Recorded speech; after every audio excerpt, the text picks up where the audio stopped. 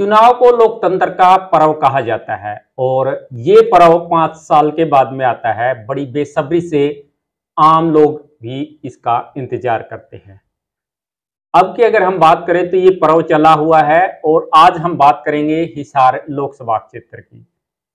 बड़ी बेसब्री से लोग इंतजार कर रहे थे और वो इंतजार था कांग्रेस पार्टी के प्रत्याशियों की घोषणा की। आप सभी को पता है कि बड़े बेसब्री के बाद ये नाम अब घोषित कर दिए गए हैं, लेकिन कई खुलासे ऐसे हुए हैं जिस पर लोग एकदम से विश्वास नहीं कर पाए। इसी बारे में आज हम चर्चा करेंगे। इसमें मेरे साथ चर्चा में मेरे सहयोगी है इंद्रपाल चाहर जी। इंद्रपाल जी, स्वागत है आपका। धन्यवाद नरेश जी। इंद्रपाल जी, जिस प्रकार से चर्चाएं चल रही थी कि कौन सा प्रत्याशी यहां से आ सकता है, बड़ी बेसब्री से लोग इंतजार कर रहे थे। और हिसार की अगर हम बात करें तो हिसार से तो लगभग ये फाइनल माना जा रहा था कि बृजेंद्र सिंह का नाम जो है वो फाइनल है, क्योंकि वो बीजेपी को छोड़ करके आए थे। लेकिन ये तो इसके बिल्कुल ही विपरीत हो गया। आखिर ऐसा क्या कारण रहा है कि जिसके कारण बृजेंद्र सिंह की टिकट जो है वो कट गई है? नरेश जी देखिए, जब लोकसभा का चुनाव की शुरुआत हुई तो ऐसी संभावनाएं थी कि तीसरी बार भी मोदी की सरकार बनने जा रही है जी। लेकिन जैसे जैसे चुनाव नजदीक आया, पहला दौर का चुनाव कंप्लीट हुआ, वोट प्रतिशत घटा, उसके बाद ऐसा लगने लगा धीरे धीरे कि इस बार शायद मुकाबले में कांग्रेस भी मुख्य मुकाबले में आ सकती है। और कांग्रेस ने हरियाणा के साथ साथ पूरे भारत देश में जो इंडिया गठबंधन है, ऐसे प्रत्याशी मैदान में उतारे हैं जिसकी जीत की संभावनाएं काफी ज्यादा हैं। तो इस बार पहली बार कांग्रेस ने सर्वे का भी सहारा लिया, सोशल मीडिया का भी सहारा लिया कि कौन प्रत्याशी हरियाणा में सीट निकाल सकता है। बात आती है हिसार की। हिसार की पूरी संभावनाएं थी कि बृजेंद्र सिंह आएंगे, क्योंकि वो पार्टी छोड़ के आए थे, मौजूदा सांसद से बीजेपी से आए थे जी। लेकिन उनकी टिकट क्यों कटी, ये आपका सवाल है और बहुत बड़ा सवाल है। कांग्रेस को ऐसा प्रत्याशी चाहिए था जो जाट बिरादरी के ज्यादातर वोट ले जाए, क्योंकि हिसार लोकसभा क्षेत्र की अगर बात करें तो लगभग 35% जाट मतदाता है। और 2014 में जब दुष्यंत चौटाला सांसद बने थे तो जाट मतदाता लगभग एक तरफा चला गया था। तो कांग्रेस पार्टी को ऐसे प्रत्याशी की तलाश थी जो जाटों के ज्यादातर मत ले जाए, इसके साथ साथ जो दूसरी जातियां हैं उनके वोट भी लेने की मादा रखता हो और पूरे लोकसभा क्षेत्र के मत लेने का भी मादा रखता हो।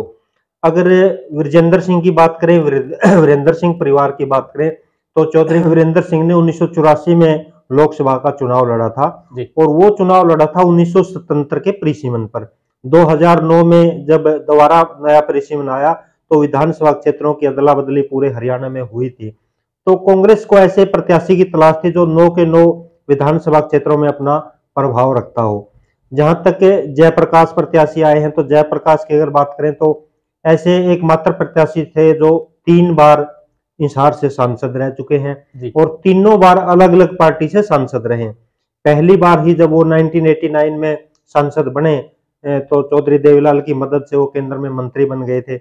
इसके बाद चौधरी बंसीलाल की हवीपा पार्टी से 1996 में वे सांसद रहे और 2004 में वो कांग्रेस की तरफ से सांसद रहे। तो जयप्रकाश के पास एक ऐसा संगठन था जो पूरे लोकसभा क्षेत्र में प्रचार अभियान को गति दे सकता था, पूरी स्पीड से चला सकता था। क्योंकि अभी ये मान के चलिए कि लगभग 1 महीने से भी कम समय रह गया है और जो जयप्रकाश का अभियान चलेगा वो पूरे जोर से चलेगा। तो जयप्रकाश के पास इतनी बड़ी टीम है कि वो लोकसभा के चुनाव को शुरू से लेके अंत तक बहुत अच्छे तरीके से लेके जा सकती है। और इसके साथ साथ अगर जयप्रकाश की बात करें तो वो हुड्डा गुट से हैं। चौधरी वीरेंद्र सिंह के पास ऊंचाना विधानसभा क्षेत्र को छोड़ के स्वयं की टीम नहीं थी।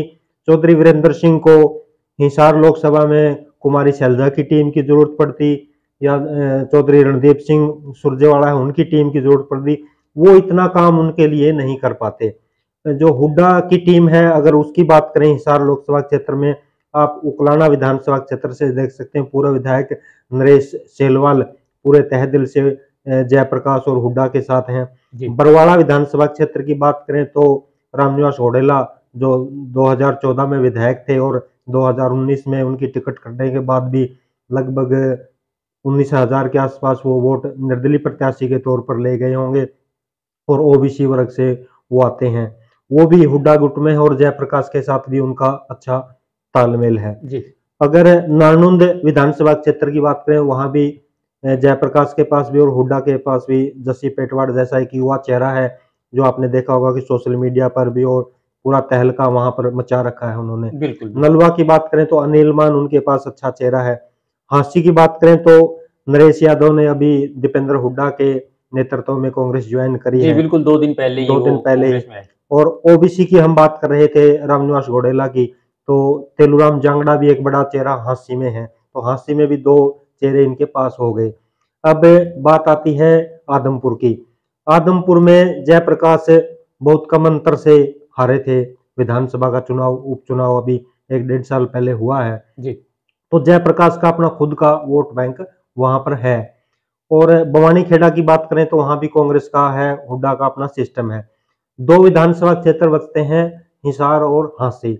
हिसार लगभग पूरा शहरी क्षेत्र है, वहां पर कांग्रेस पार्टी को, जो आप पार्टी है गठबंधन है, उससे सहायता मिल सकती है। और जो हांसी विधानसभा क्षेत्र है वो अर्ध शहरी अर्ध ग्रामीण है। तो इस प्रकार कहा जा सकता है कि चौधरी वीरेंद्र सिंह और विजेंद्र सिंह के पास वो टीम नहीं थी जो जयप्रकाश के पास है, और जो हुड्डा गुट के कारण एक आइडियो भी वायरल हुई थी। हो सकता है वो भी चौधरी विजेंद्र सिंह और वीरेंद्र के लिए माइनस गई हो। जो हरियाणा के चैनल हैं उन पर भी वो आइडियो चली है, और उस आइडियो के माध्यम से हाईकमान के पास ये मैसेज गया है कि चौधरी वीरेंद्र सिंह दिग्गज नेता नहीं है, चौधरी भूपेंद्र सिंह हुड्डा से डरे हुए हैं। ये बात उसमें सोनीपत की उसमें आ रही है। जी। एक बात ये भी निकल के आई थी पिछले 3-4 दिन में, जैसे कोई अपने बुजुर्ग कहते आए हैं कि अगर कोई बात हो तो दीवारों के भी कान होते हैं। तो पिछले 2-3 दिन से एक बात और निकल के आई थी कि विजेंद्र सिंह और वीरेंद्र सिंह के अंदर एक बात हुई है, और उसमें विजेंद्र सिंह ने चौधरी वीरेंद्र सिंह को कहा है कि मैं चुनाव हार सकता हूं। तो इस पर चौधरी वीरेंद्र सिंह ने कहा था कि आपने अगर लीडर बनना है तो हार जीत नहीं देखनी, आप टिकट की चिंता करिए, अगर टिकट मिल गई तो लीडर बन जाएंगे, हार जीत कोई मायने नहीं रखती। तो ये 2-3 बातें थी। नंबर 1 तो ये उसमें माइनस गई हैं। नंबर 2 जो किसान आंदोलन था उसको लेकर चौधरी वीरेंद्र सिंह का परिवार मैनेजमेंट नहीं कर पाया।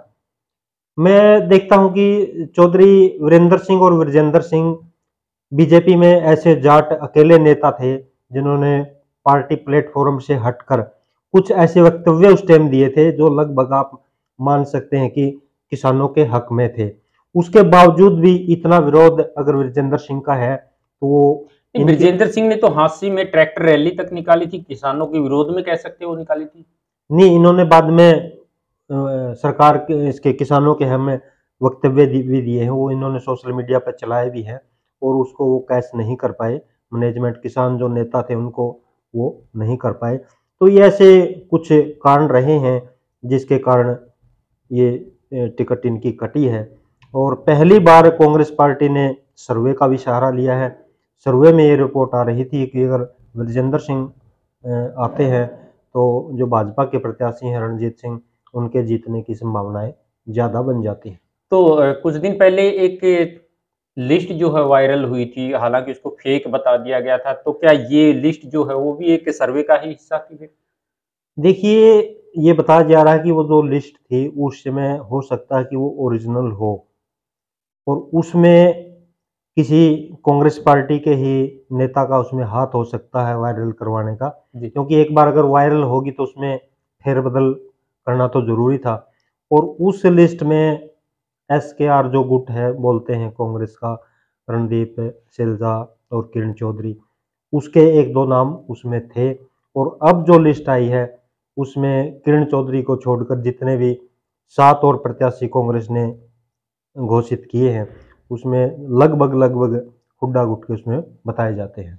तो अब की अगर बात करें तो चुनाव तो बिल्कुल सर पर आ चुका है, और वीरेंद्र सिंह के साथ पार्टी ने ये कह सकते हैं कि वो बीजेपी को छोड़ करके मौजूदा जो स्थिति थी उस समय वो सांसद थे, अपनी सांसदी को छोड़ करके वो पार्टी में शामिल हुए थे, लेकिन उनको टिकट नहीं मिला। तो क्या पार्टी के लिए काम कर पाएंगे अब? देखिए नरेश जी, 6 महीने बाद विधानसभा का चुनाव है। और जब किसी की टिकट कटती है या किसी की नाराजगी होती है, तो पार्टी के जो सेंटर के लीडर हैं, वो बैठ के बातचीत करते हैं। हो सकता है कि इनको आश्वासन दे दिया जाए कि वीरेंद्र सिंह अपने आप को बांगर का शेर कहते हैं, बांगर की राजनीति का मसीहा कहते हैं, और बांगर का जो क्षेत्र है वो जाटलैंड का क्षेत्र है। तो हो सकता है कि इनको 3-4 विधानसभा की सीटों का ऑफर दिया जाए। इनको कह दिया जाए कि आपके कहने से आपके क्षेत्र की जो सीटें हैं विधानसभा की, वो आपके कहने से दे दी जाएँगी। क्योंकि जब 2014 में चौधरी वीरेंद्र सिंह कांग्रेस छोड़ के बीजेपी में गए थे, तो बीजेपी ने भी लगभग 8 से लेके 10 जो विधानसभा की सीटें थी बांगर की, वो चौधरी वीरेंद्र सिंह के कहने पे दी थी, जिन्होंने इनको आगे किया था चौधरी वीरेंद्र सिंह ने।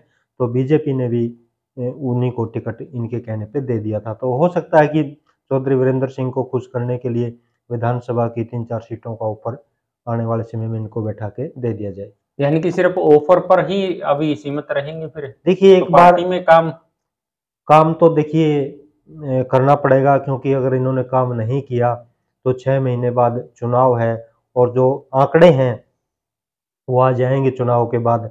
अगर उचाना में ही इन्होंने काम नहीं किया, तो वही बात है, सोशल मीडिया का ज़माना है, हवा बनाई जाती है, बिगाड़ी जाती है। अगर चौधरी जो जयप्रकाश हैं, वो अगर उचाना में पिछड़ते हैं, तो इसका सीधा मतलब जाएगा कि वीरेंद्र सिंह परिवार का वोट कांग्रेस को नहीं मिला, और वो अगर नहीं मिला तो दुष्यंत चौटाला का भी 100% उचाना से चुनाव लड़ना तय है। तो चौधरी वीरेंद्र सिंह परिवार की मजबूरी भी हो जाएगी कि कांग्रेस की लीड आनी ज़रूरी है उचाना से, क्योंकि अगर नहीं आई, तो सोशल मीडिया पे ये प्रचार कर दिया जाएगा कि उचाना में चौधरी वीरेंद्र सिंह के परिवार को फिर मात खानी पड़ सकती है। आपने सोशल मीडिया का ज़िक्र किया। सोशल मीडिया पर पिछले दिनों की अगर बात करें, पिछले 2 दिन पहले एक वीडियो काफ़ी चली है जिसमें जो भारतीय जनता पार्टी के प्रत्याशी हैं रणजीत सिंह, वो वीरेंद्र सिंह की बड़ाई करते हुए दिखाई दे रहे हैं। एक अच्छा कैंडिडेट वो बता रहे हैं, पढ़ा-लिखा हुआ व्यक्ति बता रहे हैं। देखिए, जो चौधरी रणजीत सिंह ने उनकी बड़ाई करी है, हो सकता है कि ये ही उनकी टिकट कटने का कारण भी बन बन गया हो। जी, क्योंकि पार्टियां देखती हैं कि क्या वक्तव्य इस जो चौधरी रणजीत सिंह ने जो वक्तव्य दिया था, उसका सीधा-सीधा मतलब था कि चौधरी रणजीत सिंह विजेंद्र सिंह को अपने मुकाबले में अपने लिए सेफ मान रहे हैं कि अगर विजेंद्र सिंह आते हैं, तो वो चुनाव जीत जाएँगे। तो हो सकता है कि जो हाईकमान है, मल्लिकार्जुन खड़गे है, राहुल गांधी, सोनिया गांधी, उन्होंने इस बात पर विचार किया होगी कि जब भाजपा का कैंडिडेट ऐसा कह रहा है, तो वास्तव में एक कमज़ोर कैंडिडेट है। तो ये भी इसकी टिकट कटने का कारण हो सकता है। पिछले दिनों की अगर बात करें तो उस समय एक वीडियो काफ़ी वायरल हुई थी, जो कि दुष्यंत चौटाला की थी। एक लड़का था, वो कुछ ऐसा गठबंधन टूटने पर कह रहा था, उसके बाद में वो बोल रहा था कि भुंडी बन गई। तो अब ये कह सकते हैं कि विजेंद्र सिंह के साथ भी वो भुंडी बनने वाली बात तो होगी? देखिए, वो तो है, सोशल मीडिया का ज़माना है, और कमेंट दर्शक ऐसे-ऐसे करते हैं कि आप सोच भी नहीं सकते। और अगर इसको सकारात्मक रूप में सोशल मीडिया के कमेंट को अगर कोई नेता लेता है, तो आप ऐसे-ऐसे सुझाव उसमें मिल जाते हैं कि आप सोच भी नहीं सकते। जी। तो इसमें सोशल मीडिया के जो सुझाव हैं या कमेंट हैं, उनको सकारात्मक रूप में किसी राजनेता को लेना चाहिए। उनसे ये लेना चाहिए कि इससे तुम्हारा क्या फ़ायदा इसमें हो सकता है। तो अब जयप्रकाश जेपी मैदान में आ चुके हैं। कार्यकर्ताओं की अगर बात करें तो कार्यकर्ताओं में जोश काफ़ी देखा जा रहा है। आपको क्या लगता है कि कितनी टक्कर दे पाएँगे भारतीय जनता पार्टी के प्रत्याशी को या जो अन्य जो प्रत्याशी आए हुए हैं उनको? देखिए नरेश जी, जयप्रकाश के चुनाव मैदान में आने से एक संभावना तो बिल्कुल ख़त्म हो गई है कि हिसार में तिकोना मुकाबला हो सकता है।